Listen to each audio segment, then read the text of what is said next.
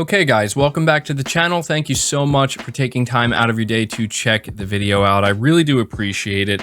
We have some very interesting and I think even important PlayStation and Xbox news to go over and discuss in this video today. So before we dive into the topics, make sure you hit the like button to help the video out and show it your support. It really does help. And make sure you hit the subscribe button as well if you are new here to the channel. Now, the first topic we're discussing is two things. First, Sony's official response or comment on the Activision Xbox situation. This isn't something like we talked about yesterday, like Sony dropping a new trailer for Horizon Forbidden West to just kind of remind everybody that, like, hey, we have, these big games coming very soon. So, we don't want Xbox to get all of the attention. This is actually a direct response from Sony, but we're going to go over this very quickly because we actually have a very, very big update from Phil Spencer on this whole situation. So first of all, the response we got from a Sony spokesperson earlier today was, quote, "We expect that Microsoft will abide by contractual agreements and continue to ensure Activision games are multi-platform," unquote.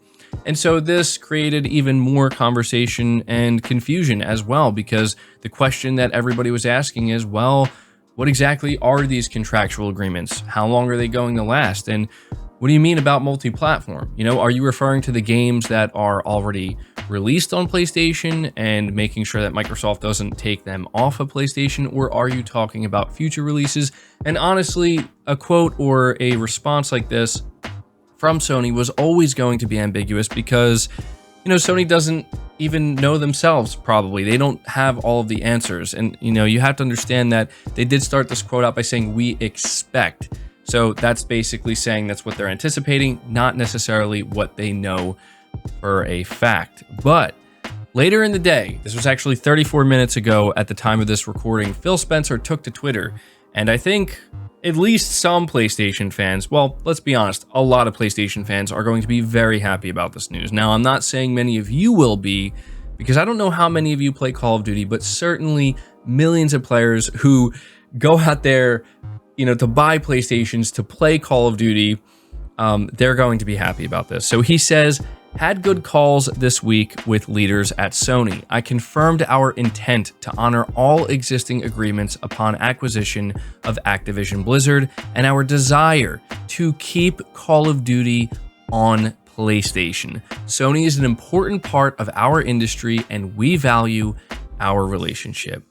So I gotta say, this is a huge, absolutely huge piece of information that honestly, I'm glad Phil Spencer came out here and said this, because if he didn't confirm this, or if Microsoft didn't confirm this, it was just going to keep going on and on and on. And again, I know that a lot of you listening to this and just a lot of gamers in general are like, I'm done with Call of Duty. I don't care about Call of Duty. I'm tired of Call of Duty. I understand, but surely you understand that Call of Duty is one of the biggest gaming franchises in the world.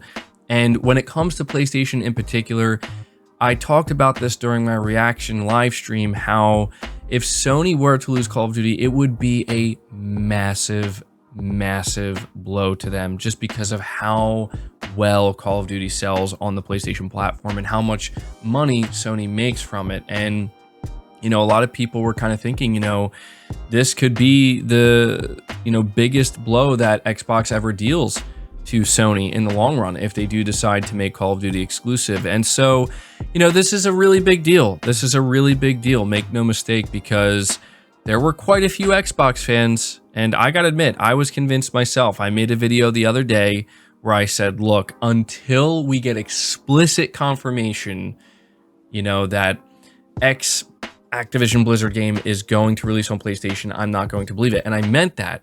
And so that's why, here we go. It doesn't get any more explicit than this. It's from Phil Spencer himself. Call of Duty will remain on PlayStation. So it turns out that this is, at least with Call of Duty, which arguably is the biggest franchise as of right now and the biggest series that Activision Blizzard owns and develops, it's a Minecraft situation. It's going to remain on PlayStation. And, Phil even emphasizes how Sony's an important part of the industry. And, he values their relationship. So Yeah, I can't say I'm like completely shocked by this because I did record a video earlier before Phil Spencer came out and said this, where I pretty much said that. I said this could very well be a Minecraft situation where, you know, it's likely that Microsoft will want to keep, you know, releasing Call of Duty on PlayStation. And from a financial perspective, like just a money-making perspective, it would make sense why they would want to keep doing that, right? So, you know, Microsoft owns the Minecraft IP. Microsoft now owns, or will own when this deal goes through, the Call of Duty IP, two of the biggest IPs in gaming history.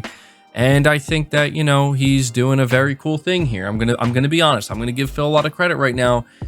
He didn't have to do this. You know, they could have said nothing. They could have left people in the dark, and they could have very well decided, you know what, we don't care how many people play Call of Duty on PlayStation. We're going to, you know, make it exclusive. So I'll at least give him credit for that. You know, it's definitely going to be nice going forward anytime we have this conversation about Activision, Blizzard, and Xbox. You know, well, what about Call of Duty? What about Call of Duty? Well, we won't have to talk about that because we already know about Call of Duty. So there you go. That is the big update. That's the official response from Sony, and then also an even more significant response from Phil Spencer. And so I don't want to sound like overly enthusiastic because the reality of the situation is I don't really even play Call of Duty. I mean, I do occasionally, but it's not really like, you know, a go-to game for me, I guess you could say. I've kind of fallen off of it in recent years, but I just imagine that, you know, there are so many, like I said, PlayStation players who do love Call of Duty, who do play Call of Duty, and we're genuinely like, look, I'm gonna have to go to Xbox to play Call of Duty now, that are, you know, breathing a sigh of relief, like, oh, okay, you know, like this was the one game that would have got me over to Xbox, and now I don't have to worry about that. So definitely something that I think is worth talking about here. Now we are going to move on to the final topic, and this is a pretty exciting one in my opinion, and I think you guys are going to be excited about this as well. I have an article here from PlayStation Universe where the title reads, "Rumor, Sony set to unveil major third-party PlayStation exclusive game."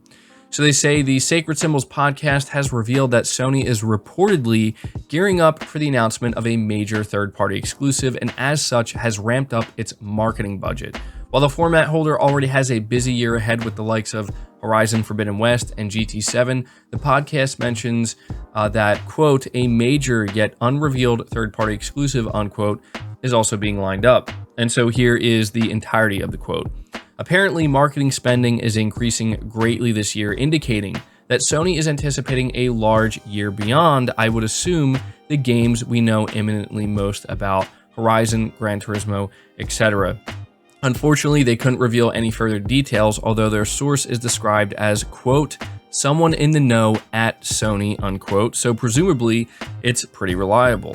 So, you know, we are going to have to take this with a grain of salt, but I do find the timing of this interesting because, you know, when you talk about some of the ways that Sony could combat these major publisher acquisitions, this pretty much is one of the biggest, most significant ways that Sony can. I know that some people are going to say, well, timed exclusivity isn't the same.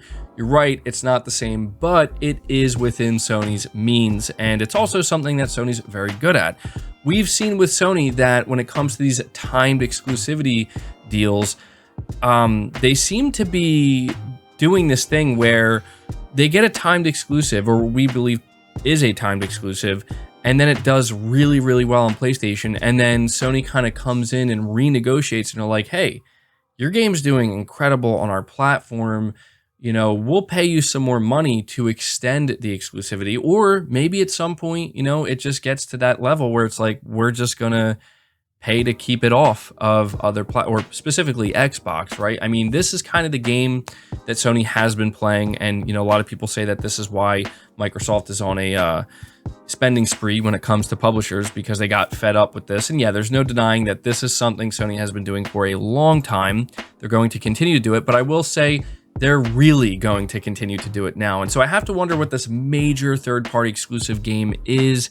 Obviously, whatever it is, when it's announced, you know how people are going to react. You know, Sony could announce every single game that they have coming for the next year or 2 years at this point that we don't know about yet, and there's going to be a large group of people that are like, oh, that's nothing compared to, you know, what Xbox is doing. But I wouldn't feel that way. I would love for Sony to let me know what other games they have in the pipeline, and they probably will soon. So yeah, I'm going to leave this to you guys. Let me know what you make of this rumor coming from the Sacred Symbols podcast, and let me know what you think this game could be. I'll certainly be interested to see what you have to say, but that's going to do it for the video, guys. As I said, if you enjoyed it or found it informative, make sure you leave it a like, subscribe if you're new, hit the bell notification icon, and feel free to share this video out on top of all that. But until next time, guys, take care.